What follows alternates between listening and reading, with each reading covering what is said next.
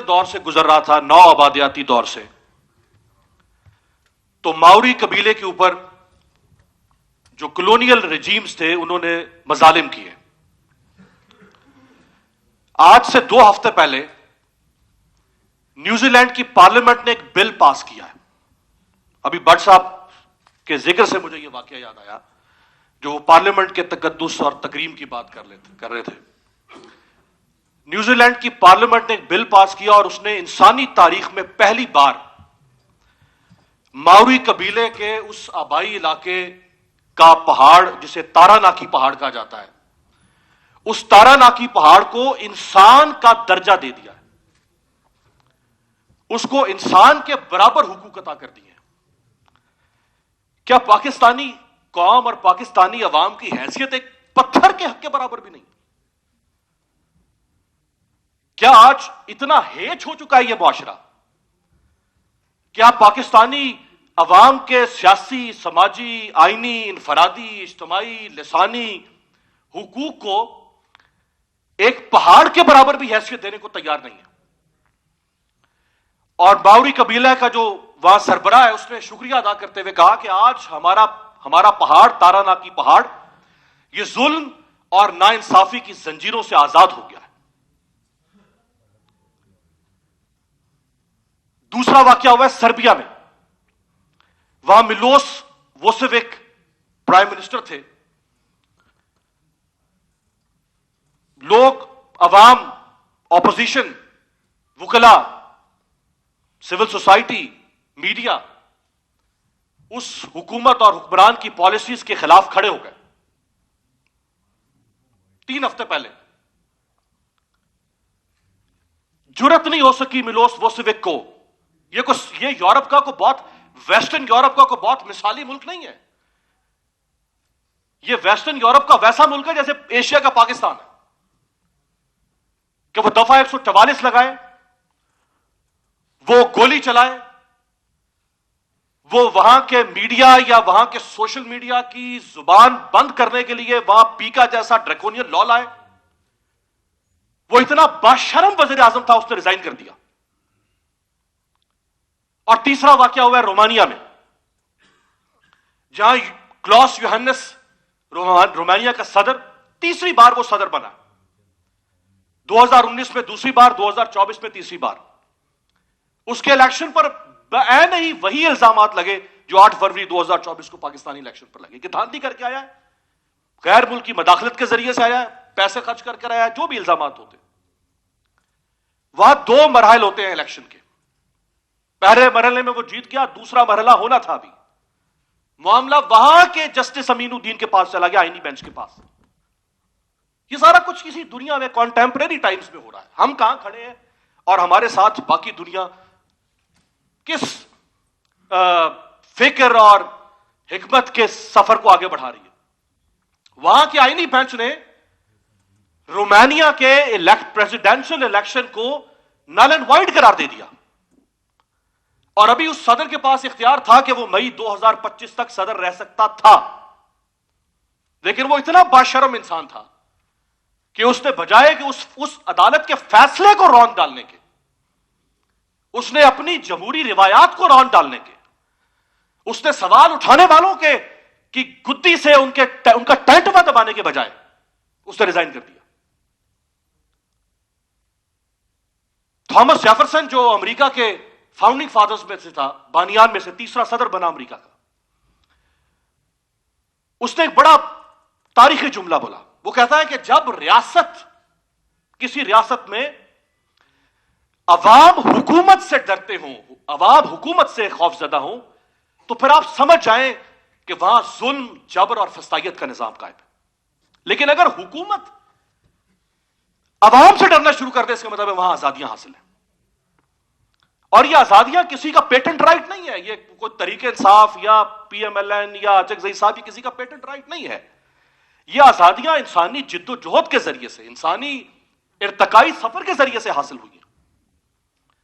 ہم ان سب کو ریورس کرنے پر تلے ہوئے ہیں، اور ایسا قحط الرجال اس وقت معاشرے میں نظر آ رہا ہے، ایسا قحط الرجال کہ وہ تمام لوگ جو معاشرے جو آج سے کچھ عرصہ پہلے تک، کچھ کیا بلکہ آج سے 3 سال پہلے تک کانسٹیٹیوشنلزم کے، ڈیموکریسی کے چیمپئن بنتے تھے،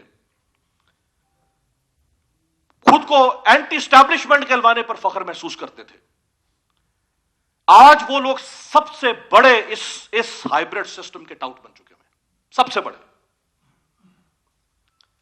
اور وہ کسی قسم کی جد و جہد کی اجازت دینے سے گریزاں ہیں۔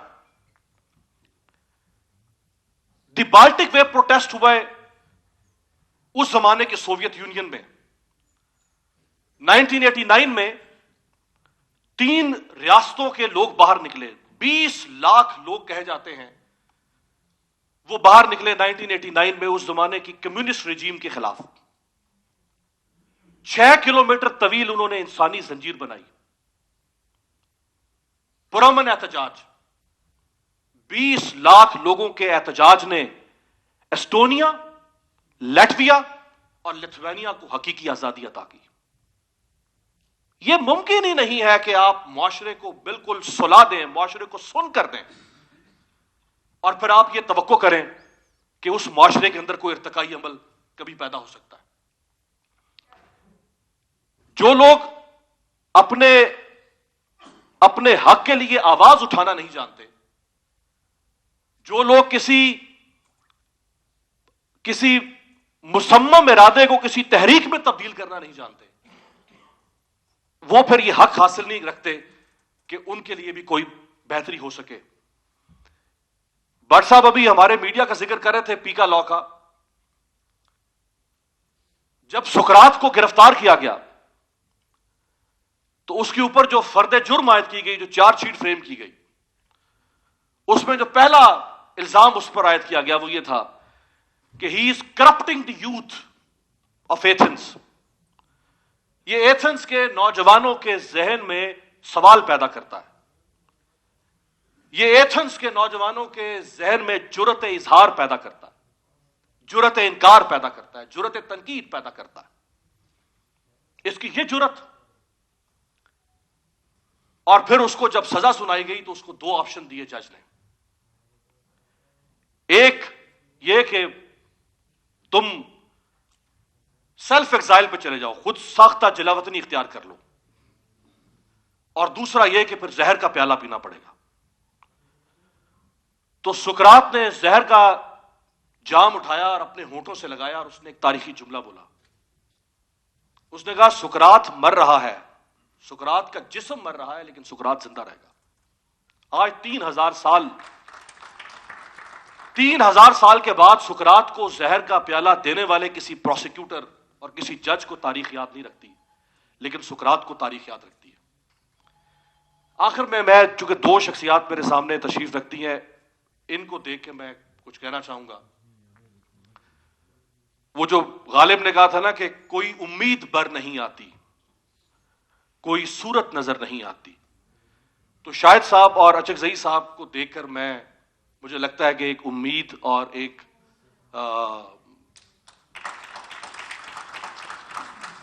امید موجود ہے۔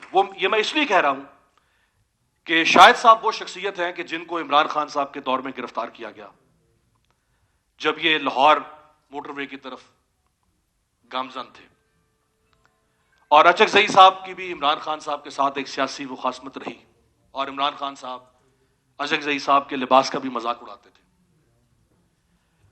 اصول یہ ہوتے ہیں کہ آج اگر ان کا مخالف بدترین سیاسی انتقام اور وکٹمائزیشن کے ہدف پر کھڑا ہے، تو یہ اپنے باقی سیاسی اختلاف برقرار رکھتے ہوئے ایک اصول کے نام پر آج اس پلیٹ فارم پہ اکٹھے اسی جماعت کے ساتھ کھڑے ہیں جس جماعت کے ساتھ ماضی میں ان کا اختلاف رہا ہے۔ تو میرا خیال ہے یہی وہ اصول ہمیں اپنانا پڑے گا، چاہے ہم صحافی، اور وہ صحافی تو صحافی ہو ہی نہیں سکتا، صحافی ویسے تو آبجیکٹیوٹی ہی اس کا اصل ہتھیار اور زیور ہے، لیکن جہاں آئین کو پامال کر دیا جائے، جہاں جمہوریت کے اوپر شب خون مارا جا رہا ہو، جہاں انسانی حقوق روندے جا رہے ہوں، وہاں پھر وہ جو دانتے نے کہا تھا نا کہ the darkest places in the hell are reserved for those who maintain their neutrality in the times of moral crisis. کہ جب معاشرہ بدترین انحطاط کا شکار ہو جائے اور کچھ لوگ ایک سائڈ پہ بیٹھ کے یوں اور وہ کہہ رہے ہوں کہ نہیں یہ ہماری بلا سے ہمیں کیا فرق پڑا. تو جہنم کا وہ کہتا ہے کہ جہنم کا پست ترین جو درجہ ہے وہ ایسے لوگوں کے لیے ہوتا ہے جو خود کو نیوٹرل بنانے کی کوشش کریں جب معاشرہ بدترین انحطاط سے گزرا ہو. تو میرا خیال ہے کسی سیاسی آبجیکٹو سے ہٹ کے معاشرے کے ہر طبقے کو، چاہے وہ صحافی ہوں، وکیل ہوں، سول سوسائٹی ہو، ہیومن رائٹس آرگنائزیشن ہو، پولیٹیکل پارٹی کا تو اپنا ایک پولیٹیکل ایجنڈا ہوتا ہی ہے. اگر کوئی آپ ایک آفاقی اصول کے لیے کھڑا ہونا چاہتے ہیں، جو پولیٹیکل پلیٹ فارم کی شخصیات یہاں موجود ہیں، اگر آپ کسی آفاقی سیاسی جمہوری اصول کے لیے کھڑے ہونا چاہتے ہیں تو میرا خیال ہے مجھ جیسے بہت سے ادنا کارکن آپ کے ساتھ کھڑے ہونے کو تیار ہیں. بہت شکریہ.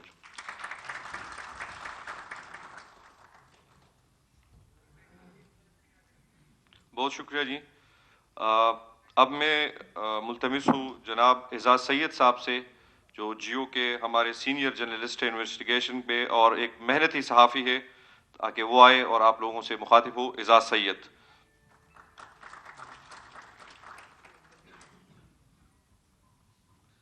محمود اجگزئی صاحب بہت شکریہ آپ کا. شاہد خاقان عباسی صاحب آپ کا بھی شکریہ. مصطفیٰ جی آپ کا بھی، سب دوستوں کا. میرے خیال میں تاریخ کے اوپر کافی بات ہوئی ہے، لیکن تھوڑا سا ایک میں ٹچ دوں گا. میرے خیال میں ہم سے پہلے جتنے بھی ساتھی آئے ہیں، افضل بٹ صاحب نے، محمود اجگزئی صاحب نے بڑی زبردست باتیں کی ہیں، اور افضل بٹ صاحب نے بڑا رائٹلی پوائنٹ آؤٹ کیا ہے کہ کس طریقے سے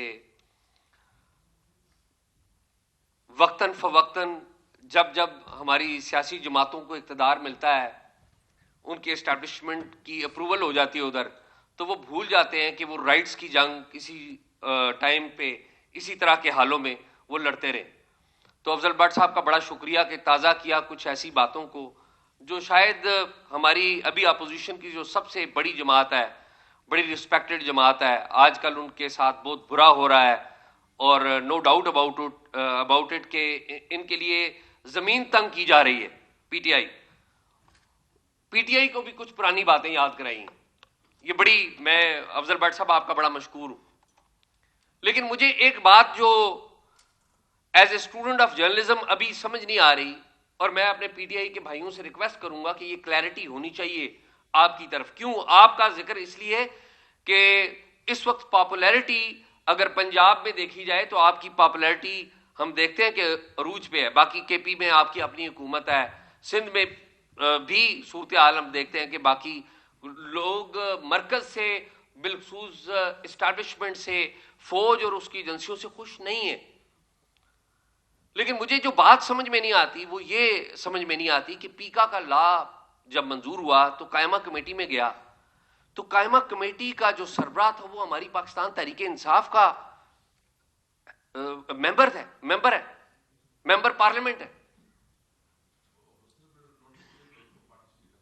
ٹھیک ہے، تو یہ دیکھیں نا کہ اگر، بہت شکریہ آپ کا اسد کیسر صاحب، کہ پارٹی کے اندر اگر اس بات کا بسد احترام ڈسپلن نہیں ہے کہ انہیں پتہ نہیں ہے کہ ان کے کون کون سے ساتھی کہاں کہاں پر کھڑے ہیں، پھر ہم کہتے ہیں کہ ہم نے سویلین بالادستی کرنی ہے اور خط لکھ رہے ہیں ہم آرمی چیف کو. اب اس بات کا کیا ڈیفینس؟ عام سیاستدانوں کے ساتھ یہاں پر بیٹھنے کے لیے تیار نہیں ہے، نظریں ہم وہاں پر ہی رکھتے ہیں. پہلے میرے خیال میں سب سے پہلے بات یہ ہے کہ ہم اپنا ہاؤس آرڈر کریں، اور سیاستدانوں کو سب سے پہلے اپنا ہاؤس آرڈر کرنا ہوگا. 2006 میں ہاؤس آرڈر کیا گیا تھا. محمود اجگزئی صاحب اس بات کے گواہ ہیں، اس ساری ہسٹری ان کے دیکھی ہوئی ہے، گزرے میں اس سارے سے. 2006 میں جب چارٹر آف ڈیموکریسی ہوا اس میں خان صاحب نے بھی اس کی توثیق کی. پھر ہم نے دیکھا کہ 2007 میں کیا ہوا کہ اسی چارٹر آف ڈیموکریسی کے خلاف بات چیت جا کر کہیں اور ہوتی ہے. چلیں بات چیت مان لیا کہ ساری جو تحریکیں ہیں اینڈ پہ بات چیت کے اوپر ہی ہوتی ہیں، لیکن کیا آپ نے 2008 سے 2013 تک لوگوں کے رائٹس کو پروٹیکٹ کیا؟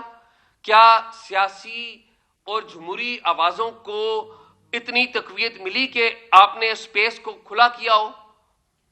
پھر 2013 سے 2017 تک کا جو دور آیا اس میں کیا جو شخصی آزادیاں ہیں ان کی اسپیس بڑھی ہے یا کم ہوئی ہے؟ یہ جواب آپ سب کو، ہم سب کو پتہ ہے. جنرل مشرف کے اقتدار کے دنوں کی جو ریفرنس دیا یہاں پر کہ جو لوگ جنرل مشرف صاحب کے ساتھ تھے وہ آئے بعد میں زیادہ تر لوگ ہماری پاکستان تحریک انصاف میں گئے, کسی نے بھی آ کے نہیں معذرت کی.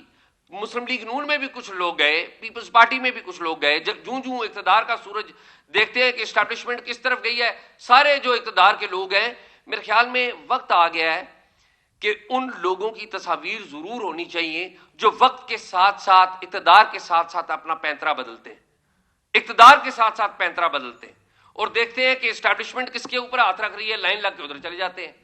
اور پھر ہم سارے لوگ ٹیلی ویژن کے اوپر آ کے رپورٹ کر رہے ہوتے ہیں کہ فلاں کی بھی وکٹ گر گئی, رپورٹ کرتے رہے ہم.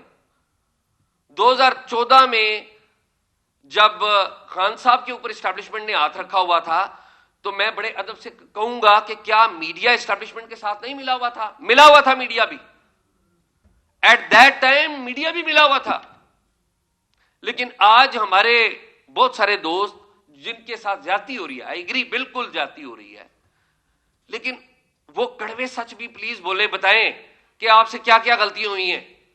محمود اچکزئی صاحب کو 2002 سے میں پارلیمنٹ میں دیکھتا آ رہا ہوں. محمود اچکزئی صاحب جب 99 کا کو ہو گیا, مشرف صاحب اور باقی جرنیلوں نے اقتدار پر قبضہ کر لیا, تو محمود اچکزئی صاحب جب پارلیمنٹ میں بولا کرتے تھے 2002 کے الیکشن کے بعد, یہی باتیں کرتے تھے جو باتیں یہ 2002 میں کرتے تھے کہ ملک میں آئین کی بالادستی ہونی چاہیے. ان کی بات کوئی نہیں سنتا تھا. اسلام آباد میں جلسے نہیں ہوتے تھے, لیکن محمود اچکزئی کی آپ نے بات نہیں سنی, لوگوں نے بات سننی شروع کر دی.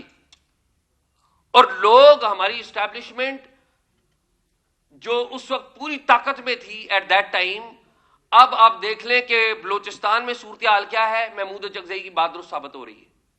خیبر پختونخوا میں کیا صورتحال ہے, محمود اچکزئی کی بات درست ہو رہی ہے.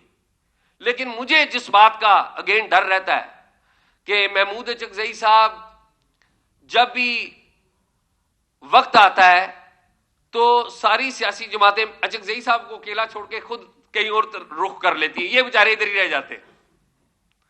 تو میرے خیال میں پہلے بیسک اصول طے کر لینے چاہیے, اور میڈیا کے بھی. اور مجھے بڑی خوشی ہے کہ پی ایف یو جے کے جو حالیہ اجلاس ہے اس میں میڈیا کی اکاؤنٹیبلٹی کی بڑی بات کی گئی. ابھی امیر عباس بھائی نے بڑی جذباتی باتیں کی ہیں, آئی ریسپیکٹ ہم, اور بڑی غلط باتیں نہیں, درست باتیں کی ہیں.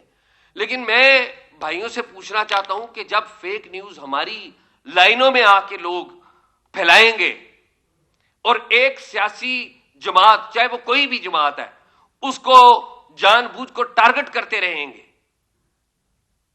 اور سیاسی حکومتوں کو کمزور کرتے رہیں گے, جب اسٹیبلشمنٹ اور سیاسی حکومتوں کا جھگڑا ہو جائے گا تو وہ چھلانگ لگا کر اسٹیبلشمنٹ کے ساتھ کھڑے ہو جائیں گے. کیا ان کی جرنلسٹ ایتھکس ہے کوئی؟ اور میں بڑے ادب سے اور بڑے احترام سے بٹ صاحب سے ریکویسٹ کروں گا کہ مہربانی کر کے, ہم سیاستدانوں کو تو برا کہتے ہیں, اسٹیبلشمنٹ سے تو سیاستدان بھی مار کھاتے ہیں, جرنلسٹ بھی مار کھاتے ہیں, ہم مل کے اکٹھے ہوتے ہیں کہ جی نہیں ہم لڑیں, ان کو پیچھے بھیجیں. لیکن میں عرض کروں گا سب سے پہلے اپنا ہاؤس ہمیں درست کرنا ہوگا. ہمارے ہاؤس میں, ہمارے جرنلسٹ میں ایسے لوگ موجود ہیں جو اسٹیبلشمنٹ کے بھی ٹاؤٹ ہیں اور بعض لوگ بعض سیاسی جماعتوں کے بھی ٹاؤٹ ہیں. ہمیں ٹائم ٹو ٹائم ایسے لوگوں کو ڈسکریج کرنا ہوگا. اور بٹ صاحب جو ہیں ان کی قیادت کے اوپر آپ دیکھیں, چاہے رائٹ ونگ کے لوگ ہوں ہمارے جرنلزم میں, چاہے لیفٹ ونگ کے ہوں, چاہے مڈل کے ہوں, سارے لوگ ان کی قیادت پر پورا احترام کرتے ہیں. اس لیے نہیں کہ یہ سب کو خوش رکھتے ہیں, سب کو خوش رکھا نہیں جا سکتا آج کے دور میں. اس لیے کہ جب بھی جرنلزم کے اوپر اٹیک ہوا, اور زیادہ تر اٹیک ہمارے اسٹیبلشمنٹ کی طرف سے ہوتے رہے, اور اسٹیبلشمنٹ کا ساتھ دیتی رہی ہیں ہماری سیاسی جماعتیں. نون لیگ کی حکومت آج ہے, جتنے مقدمات ہو رہے ہیں آپ دیکھیں, متی اللہ جان کے اوپر انہوں نے مقدمہ کر دیا منشیات کا, دہشت گردی کا. تو ایک بندہ جو جرنلسٹ کے ساتھ زیادتی ہوئی, انجسٹ ہوئی, تو وہ وہاں پر کھڑا تھا اپنی ساری ٹیم کے ساتھ. پی ٹی آئی کے دور میں اسی طرح کے مقدمات بنائے گئے, اسی طرح کے یہ لاز لائے گئے, تو ایک بندہ اگین کھڑا تھا, پی ایف یو جے کھڑی تھی, اور اس سے پہلے نون لیگ کے دور میں یہ کام ہوتا رہا. پیپلز پارٹی نے بھی تھوڑا بہت حصہ ڈالا ہوا ہے اس میں, اور آج تو پیپلز پارٹی مکمل ایک ہے. تو اس میں پی ایف یو جے اور افضل بٹ جو ہے وہ کھڑے ہوتے رہے اس بات کے ڈر کے بغیر کہ انہیں کوئی فوج روکے گی, کوئی آئی ایس آئی روکے گی, کوئی ایجنسیاں روکیں گی. سب سے پہلے ہمیں اپنا ہاؤس ٹھیک کرنا ہوگا. اور بٹ صاحب میں آپ سے درخواست کروں گا کہ ہاؤس ٹھیک کرنے کے لیے ان کالی بھیڑوں کو ضرور ڈسکریج کریں جو یہاں پر آ کے اپوزیشن کے جگہ پر رائٹس کی آواز بھی اٹھاتی ہیں, اور پسے چلمن ہمارے صفوں میں سے نکل کر کہیں اور جا کے بھی ملاقاتیں کرتی ہیں, ادھر سے بھی لائن لیتی ہیں, اور ٹیلی ویژن کی سکرین کے اوپر آ کر جمہوریت کو بھی متون کرتی ہیں اور اس آئین کو بھی متون کرتی ہیں. اور میں آخری بات کروں گا, بڑی جذباتی باتیں ہو سکتی ہیں, وہ میں جذباتی باتیں کرنا نہیں چاہتا. فیوچر جانا کدھر ہے, وہ اچکزئی صاحب نے بڑی درست بات کی ہے کہ آئین کی بالادستی, درست, بالکل درست بات. لیکن کیسے جانا ہے اس کا ہوم ورک بڑا ضروری ہے, اور ہوم ورک کے لیے میں بڑے ادب سے یہ کہوں گا, ممکن ہے آپ میں سے کچھ لوگوں کو میری بات بری لگے, آئین کی بالادستی کے لیے, اس ملک کے استحکام کے لیے, اس جگہ پر محمود اچکزئی صاحب, میں کہوں گا کہ پورے ملک کے سب سے بڑے اگر پولیٹیشین ہے تو اچکزئی صاحب ہیں. اس پہ میرے خیال میں حال میں موجود کسی کو اعتراض تو نہیں ہے, کسی جگہ بھی کسی کو. آپ یہ جو ہمارے زرداری صاحب ہیں ان سے بھی پوچھیں تو پرائیویٹ میں وہ کہتے ہیں کہ محمود اچکزئی ٹھیک کہتا ہے. یہ ہمارے نواز شریف صاحب ہیں, آج کل تو کسی سے ملتے ہی نہیں, وہ جو ہے صورتحال اپنی باتوں کی نفی کرتے رہے, اب ملتے نہیں, لیکن پرائیویٹ میں وہ بھی کہتے ہیں محمود اچکزئی ٹھیک کہتا ہے. تو میں محمود اچکزئی صاحب سے اور آپ سب سے درخواست ضرور کروں گا کہ اس آواز کو مؤثر بنانے کے لیے مارنگ بلوچ کو بھی یہاں پر دعوت دیں. بلوچستان میں مارنگ بلوچ بھی ایک لڑائی لڑ رہی ہے, اس کو یہاں پر بلائیں, دعوت دیں. اچکزئی صاحب آپ کا قد بہت بڑا ہے, نیشنل لیول کا بڑا قد ہے. یہ جو نوجوان ہیں ان کے یہاں آنے سے آپ کا قد اور بڑا ہوگا. منظور پشتین کو بھی یہاں پر دعوت دیں, منظور پشتین کو بھی یہاں پر بلائیں. آپ کا ہاتھ مضبوط کریں گے سارے لوگ, ساری جمہوری قوتیں, تو سمت آپ جدھر لے کر چلیں گے تو لوگ آنکھیں بند کر کے چلیں گے. تو بہت اچھی بات ہے, بہت اچھی بات ہے. تو میرے خیال میں ہم سب کو اپنا احتساب سب سے پہلے ضرور کرنا ہوگا.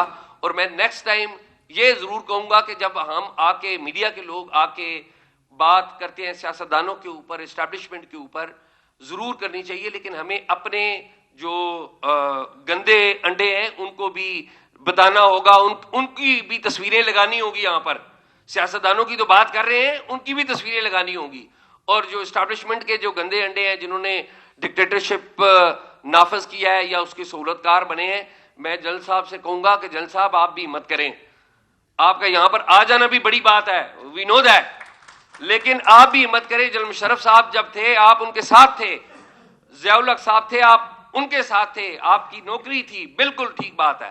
لیکن جو آپ کی ایکس سروس مین کی جو سوسائٹی ہے اس کو ایکٹیویٹ کریں اور اعلان کریں اس بات کا کہ ہم غیر آئینی اقدامات کوئی بھی جو افسر کریں, چاہے وہ سٹنگ ہے چاہے وہ پریویس ہے, ہم ان کا ساتھ نہیں دیں گے. پریویس کو بھی کنڈیم کرتے ہیں اور سٹنگ کو بھی کنڈیم کرتے ہیں. میں ہوپ کرتا ہوں کہ سیاسی قوتیں اور میڈیا میں ایک جسے کہتے ہیں تھنکنگ تو آ رہی ہے کہ بالکل ہمیں درست راستہ اختیار کرنا پڑے گا اور کرنا چاہیے. آئی ہوپ کہ جب یہاں پر یونٹی ہوگی تو کہیں اور بھی تھنکنگ آئے گی کہ ہم اپنا راستہ بھی درست کریں اور سویلین کاموں میں سے, سیاست سے اپنا پیر جو ہے وہ باہر نکالیں. بہت شکریہ.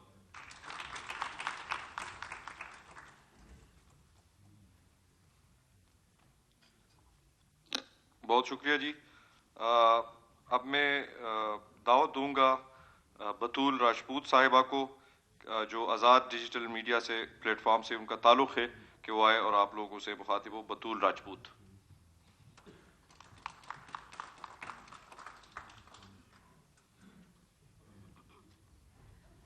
السلام علیکم. بہت شکریہ اچک زئی صاحب, بہت شکریہ باسی صاحب, مصطفیٰ بھائی, کہ آپ لوگوں نے یہ ایک گیدرنگ رکھی ہے, اور یہ بہت میننگ فل ہے, اس لیے کہ جس مقصد کے لیے آپ نے یہ آرگنائز کیا ہے وہ مقصد بہت بڑا ہے, اور مجھے لگتا ہے کہ کوئی بھی وہ پڑھنے کے بعد نہیں چاہے گا کہ وہ اس کا حصہ کیوں نہیں بنے, کیونکہ پاکستان میں کون ہے جو نہیں چاہے گا کہ چلیں ایک قومی سمت کا تعین کریں. میرا نہیں خیال سے کوئی بھی ڈس ایگری کرے گا, کوئی بھی اس سے ڈس ایگری کرے گا کہ الیکشن شفاف ہونے چاہیے. اور یہاں پہ آنے سے پہلے مجھے بھی ایک مشورہ ملا کہ جانے کی ضرورت نہیں ہے, نہیں جانا چاہیے. تو میرا یہ جواب تھا کہ صرف بات ہی تو کرنی ہے, بات کرنے میں کیا ہے. جیسے ابھی اعزاز نے مشورہ دیا کہ اور لوگوں کی بلائیں, اگر کچھ نیشنلسٹ لوگ ہیں, اگر ان کا سخت موقف ہے, اگر وہ تھوڑے ناراض ہیں, اگر ایگریسولی بات کرتے ہیں تو ان سے آ کے بات کریں. کیونکہ یہ کون سی سیاسی جماعتیں ہیں یا کون سے گروپ ہیں جو پولیٹیکل انسٹیٹیوشنلائزیشن پہ بلیو نہیں کرتے. جو کمیونیکیشن ہوتا ہے وہ 2 وے پروسیس ہوتا ہے. ہم یہاں پہ کھڑے ہو کے بات کر رہے ہیں لیکن ہماری بات کہیں پہنچ نہیں رہی تو اس کا فائدہ نہیں ہے, اس کا جواب نہیں آ رہا, اس کا رسپانس نہیں آ رہا تو اس کا فائدہ نہیں ہے. I am one of the biggest lawyer of talking. I am one of the biggest lawyers of negotiations. Negotiations تو جنگوں میں بھی ہوتی ہیں. ہم کیوں کہتے ہیں کہ ہم حکومت میں اور اپوزیشن سے بات نہیں کریں گے؟ میں اس وقت جو ایک لفظ کہہ رہی ہوں ایک صحافی کی حیثیت سے کہہ رہی ہوں, اور مجھے اس بات کا پوری طرح احساس ہے کہ ماضی میں یہ جو میرے سامنے سٹیج ہے اس کا کتنا غلط استعمال کیا ہمارے کچھ کالیگز نے. یہ کہہ کے کہ ہم تو آپ کی جنگ کا حصہ بن گئے تھے, بعد میں آپ نے کہا کہ اب اپنا نیریٹو چینج کر لو تو آپ کی وجہ سے ہماری کریڈیبلٹی خراب ہوگی, ہم تو اپنی جنگ نہیں روکیں گے. یہ ایک جرنلسٹ کا کام ہوتا نہیں ہے. اگر آپ کے پاس کوئی خبر لے کے آتا ہے اور آپ ویریفائی کیے بغیر اس گروپ کا حصہ بن جاتے ہیں, اور بعد میں آپ کا کریئر ڈیمیج اس لیے ہوتا ہے کیونکہ آپ اپنا جھوٹا نیریٹو چینج نہیں کرنا چاہتے, تو یہ آپ کی نااہلی ہے, یہ آپ کو فائلیں دکھانے والی کی نااہلی نہیں ہے, اس کی انٹیلیجنس ہے کہ اس نے آپ کو استعمال کر لیا ہے, اور یہ آپ کی نااہلی ہے کہ آپ استعمال ہو گئے ہیں. اور یہاں پہ اسد کیسر صاحب, عمر ایوب صاحب, بیسٹر غور صاحب بیٹھے ہوئے. سر آپ لوگ ہمارے پروگرامز میں آتے رہیں, لیکن ہم میں سے بہت سارے جرنلسٹ ہیں جنہوں نے بہت سفر کیا آپ کے پہلے دور میں, لیکن آج دیکھیں کہ ہم یہاں پہ کھڑے ہوئے ہیں یہ سوچے بغیر کہ آپ کے دور میں بہت سارے ہمارے جیسے لوگوں کے ساتھ کیا ہوا. وہ آپ میں سے بہت سارے لوگوں نے نہیں کیا, لیکن آپ کے بہت سارے فارمر انفارمیشن منسٹرز نے کیا. اس سے آپ یہ اندازہ لگائیں کہ ہم میں سے کتنے لوگ ہیں جو ابھی بھی ایوالو ہونے پہ بلیو کرتے ہیں, ابھی بھی بات چیت کرنے پہ بلیو کرتے ہیں. اگر میں اب پی ٹی آئی کے ساتھ کوئی گرج رکھوں یا آسما شیرازی پی ٹی آئی کے ساتھ کوئی گرج رکھیں, ہم کبھی بھی آج آپ کے پاس آ کے بات نہ کرتے. یہ جو 6 جماعتیں ہیں یا اچک زئی صاحب کے ساتھ آ کے بات نہ کریں. بلکہ کچھ دن پہلے ایک جگہ پہ میں نے اچک زئی صاحب کے انٹرویو کے لیے بات کی تو مجھے رسپانس آیا وہ آپ کے پلیٹ فارم کو پسند نہیں کرتے, اور وہ ایک دفعہ اگر کسی سے ناراض ہو جائیں تو بات نہیں کرتے. تو ہم تو بات کر رہے ہیں, I am very much here, you are very much here. تو یہ جو ایک پرسیپشن ہے نا کہ فلاں بات نہیں کرے گا, فلاں ناراض ہے, یہ ایٹیٹیوڈ ہمارا مجموعی طور پہ نہیں ہے, یہ بڑا سطحی ایٹیٹیوڈ ہے جس کو ہم نے بہت گلوریفائی کر دیا ہے. میں پی ٹی آئی کے لوگوں سے بات کرتی ہوں, میں اپوزیشن کے لوگوں سے بات کرتی ہوں, میں حکومتی ارکان سے بات کرتی ہوں صرف پروفیشنلی. لیکن ہمارے اندر جیسے اعزاز نے مینشن کیا کہ ہم لوگ بکے ہوئے ہیں, sorry I have to use this word, ہم اتنے بائسڈ ہو جاتے ہیں کہ ہم یہ بھول جاتے ہیں کہ یہاں پہ آ کے بات کرنا کتنی ذمہ داری کی بات ہے. یہ کتنا بڑا آنر ہے کہ جب آپ بات کر رہے ہوں اور 10 لوگ آپ کو سن رہے ہوں. یہ اللہ کی مہربانی ہے کہ آپ بول رہے ہیں اور کوئی آپ کو سن رہا ہے, یا آپ اللہ کی رحمت کی نفی کر رہے ہیں. یہ اس کو سیاسی معنوں میں مت لیں, اس کو ہیومینیٹیرین گراؤنڈز پہ لیں. تو میں اس بات پہ بلیو کرتی ہوں کہ فنکشنلزم کی تھیری کے تحت, and I would like to keep it short, کہ فنکشنلزم کی تھیری کے تحت ہر ادارہ اپنا کام کرے تو ہمیں ایسی کانفرنسز کی ضرورت نہیں پڑے گی. اور میرے وہ کالیگز جو نہیں آئے کانفرنس میں اس وجہ سے کہ کوئی ناراض ہو جائے گا, تو بھائی کانفرنس کا تو مطلب ہی مشاورت ہوتا ہے. کیا آپ اپنے گھروں میں مشاورت نہیں کرتے؟ کیا جب آپ کے گھروں میں کوئی لڑائی ہو جائے, کوئی جھگڑا ہو جائے تو کیا آپ لوگ بات نہیں کرتے؟ کیا آپ دیواریں کھڑی کر دیتے ہیں؟